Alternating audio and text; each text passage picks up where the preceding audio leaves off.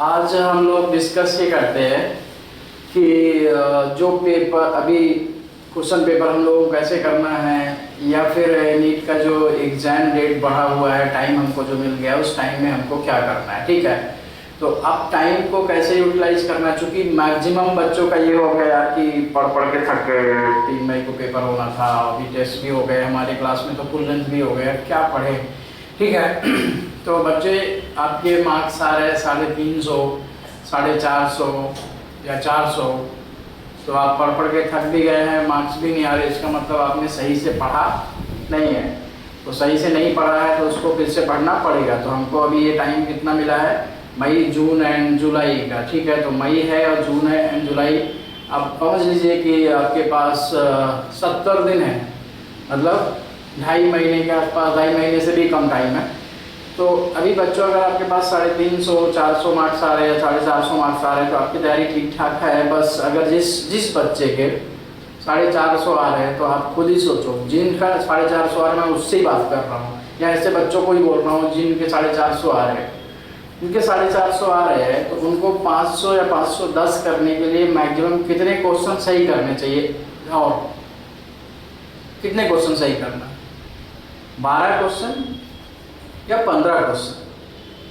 तो 12-15 क्वेश्चन अगर सही करने हैं तो तीनों सब्जेक्ट में अगर मैक्सिमम 5-5 क्वेश्चन भी और सही होने लग जाए तो कहाँ पहुँच जाएगा, सिलेक्शन हो जाएगा। समझ रहे हो बात को। तो क्या करने की ज़रूरत है, फोकस करने की ज़रूरत है।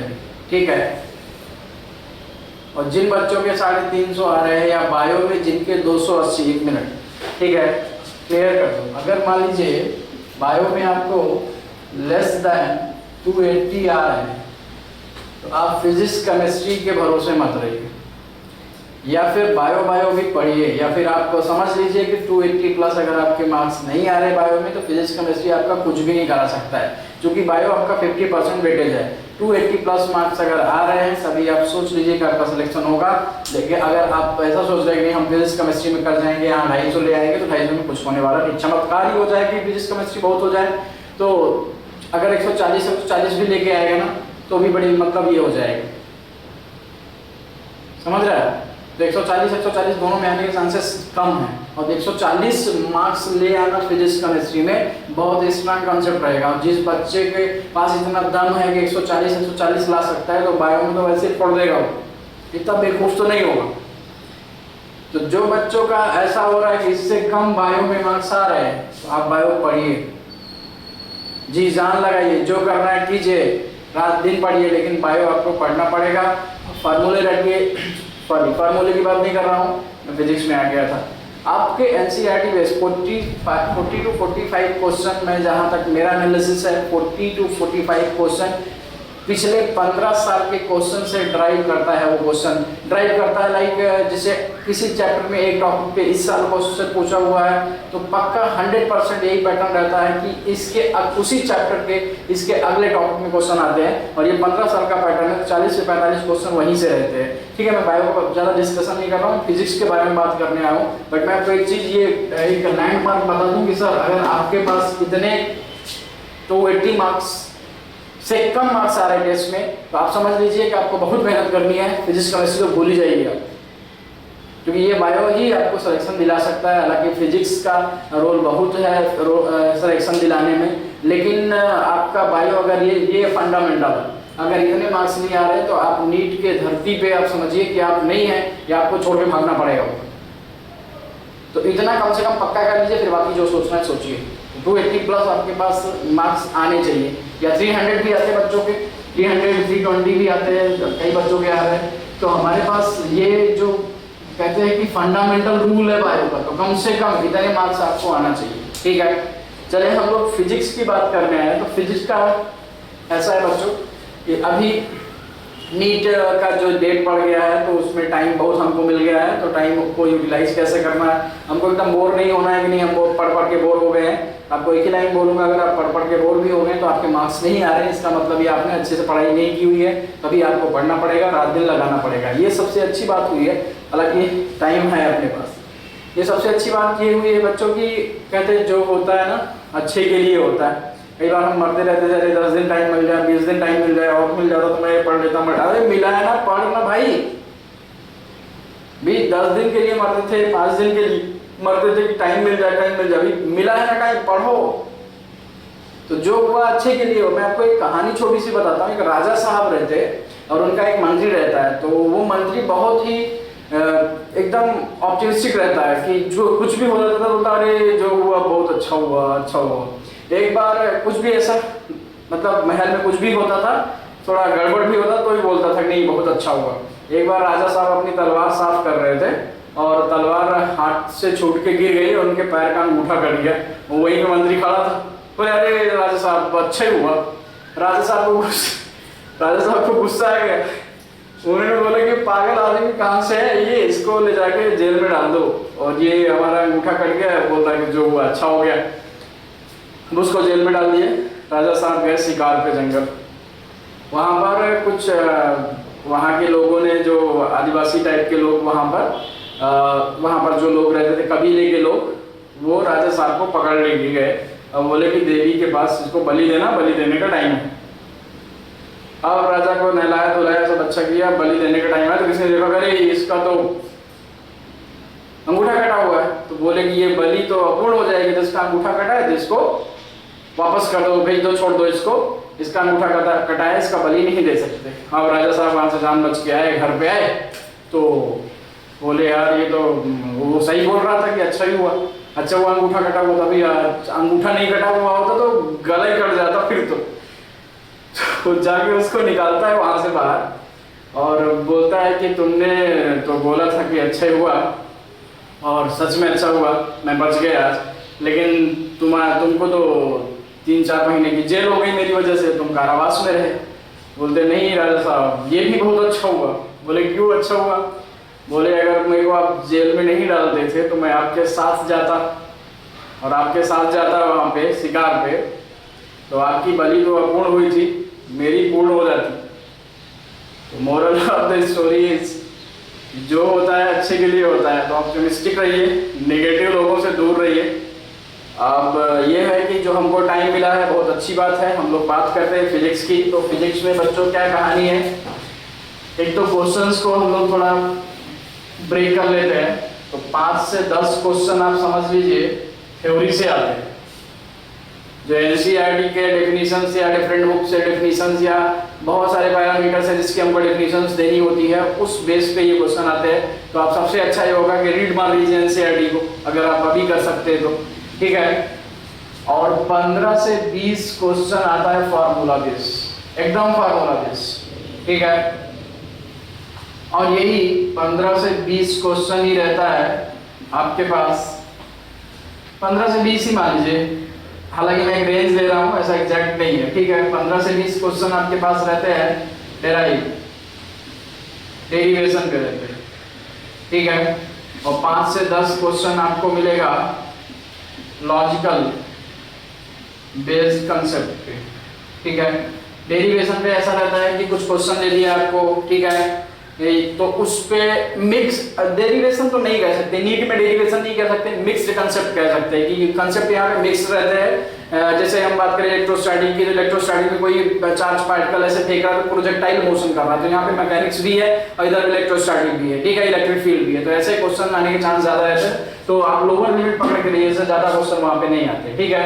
लॉजिकल बेस्ड कंसेप्ट का मतलब होता है डेली लाइफ इवेंट्स जो हो रही है उससे रिलेटेड क्वेश्चन आते हैं और उसको रिलेट करके हम क्वेश्चन को सॉल्व करते हैं, तो लॉजिकल बेस्ड है, ठीक है। और 5 से 10 क्वेश्चन रहता है क्रिटिकल बेस्ड कंसेप्ट, ठीक है। अब समझो बात को कि जैसे 15, 30, 40, 45 से लेके 40, 20, 60, 70, ये एक रेंज लिया हुआ है। आप इसको 40 से 60 भी मान सकते हैं। ये रेंज में आपको क्वेश्चन रहता है और डिस्ट्रीब्यूशन कैसा है, ऐसा है। और ये जो क्वेश्चन है ये कहीं ना कहीं पेपर में एक साथ है, या तो 1 से 5 होगा, या तो 5 से 10 होगा, या तो 11 से 15 रहा होगा, 6 से 10, या तो 11 से 15 रहा होगा। ये क्वेश्चन वहीं पर बैठे होते हैं। इसका प्रॉब्लम ये होता है कि सर अगर हम पहला क्वेश्चन पकड़े तो वो नहीं बना गया काम से, फिर हम दूसरा देखें तो वो भी रेडिकल है, वो भी नहीं बना, तीसरा देखें वो भी नहीं बना, तब तक हम फ्रस्ट्रेट हो जाते हैं। ठीक है, तो ऐसा आपको फंसना नहीं है। तो एक तो आपको एग्जाम हॉल में मेंटल स्टेबिलिटी या मेंटली स्टेबल रहना है। आप समझ लो कि मेंटली आपको स्टेबल रहना है, एकदम हाव हाव नहीं करना, रे नहीं ये नहीं बना, वो नहीं बना, ऐसा नहीं हुआ, वो नहीं हुआ, क्या करूं। तो ये एकदम टेंशन फ्री रहना है। ठीक है, दूसरा ये है कि आपको रिस्क नहीं लेना है कि नहीं चलो देख लेते हैं, भाई इतना कर लिया है, अभी क्वेश्चन ये भी कर देते हैं, ये सही होगा हमको पता नहीं है, फिर भी हम उसको टिक कर देते हैं। और हमने लगभग 30 क्वेश्चन किए हैं और उनको हमने और करना है, तो 30 क्वेश्चन तो हमारे 120 मार्क्स तो आ ही रहे थे। हमने क्या किए कि और 5 क्वेश्चन की लालच में आके हमने रिस्क ले लिए कि भाई ये 5 क्वेश्चन बिल्कुल सही हो सकते हैं, लेकिन वो सही थे नहीं और आप वो भी टिक करके आ गए, तो रिस्क बिल्कुल मत लीजिए। ठीक है, नेक्स्ट ये है कि फॉर्मूला रीड आपके पास है, रीडिंग या नोट आपने बनाया हुआ है, तो ऐसा जरूरी नहीं से एक पर्टिकुलर चैप्टर पढ़ा तो उसका पूरा पेज उठाए और भर, हो सकता है आधा पेज हो, उस पर जो जो फार्मूले आपको लगता है कि ये भूलेंगे और जो जो कंसेप्ट लगता है कि ये बहुत जरूरी है वो कंसेप्ट लिख के उसको रखिए, वो रीड करते रहिए उठते बैठते, तो आप वैसे कर सकते हैं। तो इस हिसाब से हमको मुझे लगता है कि ये इतना भी हम कर लिए तो बहुत है, और 140 प्लस ले आना है तो आपको 35 प्लस क्वेश्चन करना पड़ेगा। ठीक है, अब ये है बच्चों की अभी क्या करें। अभी तो फिजिक्स में कुछ भी नहीं, लेकिन अभी क्या करें, तो अभी में ऐसा करो, इलेक्ट्रोमैग्नेट हो गया, मैग्नेटिक्स हो गया, इलेक्ट्रोमैग्नेट हो गया, मैग्नेटिक्स हो गया, इलेक्ट्रोमैग्नेट मतलब इलेक्ट्रोस्टैटिक्स लेके EMI तक। ठीक है, और रे ऑप्टिक्स हो गया, मैग्नेटिक्स हो गया एंड थर्मोडायनेमिक्स हो गया। ये 4 जगह से आपको मेजर जगह है जहाँ पर आपको फोकस करना चाहिए।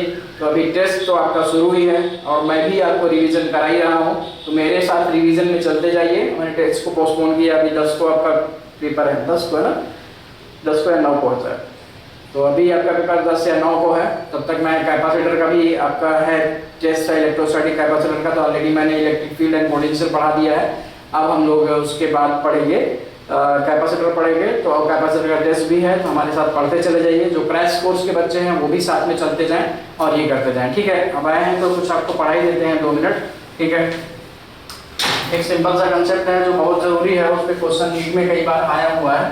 ठीक है, देखते हैं ये, जैसे क्वेश्चन भी है, थ्योरी भी है। ये समझो बच्चों, आपके पास मान लीजिए प्लेट है ऐसा, ठीक है, और ये प्लेट, ये पैरेलल प्लेट्स है, इस पर चार्ज 20 माइक्रोकूलम है और इस पर -40 माइक्रोकूलम। अब समझो बात को, ये बोल रहा है कि ये सरफेस पे चार्ज कितना होगा, ये सरफेस पे और ये सरफेस पे, तो बोल रहा है कि find out the charge on every surface of the plate. ठीक है, तो क्या करना है, जो आउटर सरफेस पे चार्ज होगा इन दोनों चार्जेस का सम का आधा, तो कितना हो जाएगा 20 - 40/2, तो कितना हो जाएगा -20/2 तो -10। तो यहाँ पे कितना आएगा, यहाँ लिखते हैं, तो -10 माइक्रोकूलम। अब इसको यहाँ पे ऐसी वैल्यू रखिए कि यहाँ पे 20 है, तो कितना हो जाएगा +30 माइक्रोकूलम।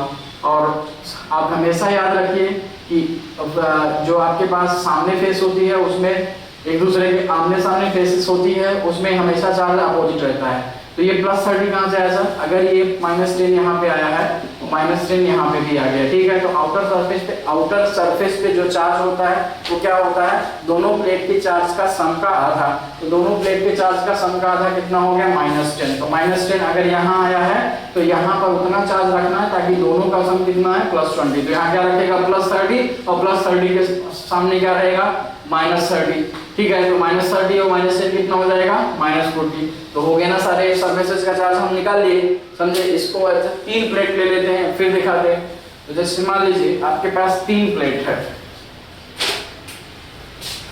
एक प्लेट ऐसी है, दूसरी प्लेट ऐसी है और थर्ड प्लेट आपके पास इस तरह से। ये मान लीजिए 20 है और 10 माइक्रोकूलम है और -40 माइक्रोकूलम है और ये माइक्रोकूलम है। तो क्या करना है, ये जो आउटर सरफेस है, आउटर सरफेस पे चार्ज सारे प्लेट के चार्ज का सम/2 जाएगा 20 + 10 और -40 और /2, तो 30 - 10 -40/2 तो हो जाएगा -10/2, हम बोले तो -5 माइक्रोकूलम। तो यहाँ पे कितना आएगा -5 माइक्रोकूलम और यहाँ पे कितना आएगा -5 माइक्रोकूलम। और इस सरफेस पे कितना आएगा, ऐसा यहाँ पे चार्ज रखना ताकि ये टोटल 20 है।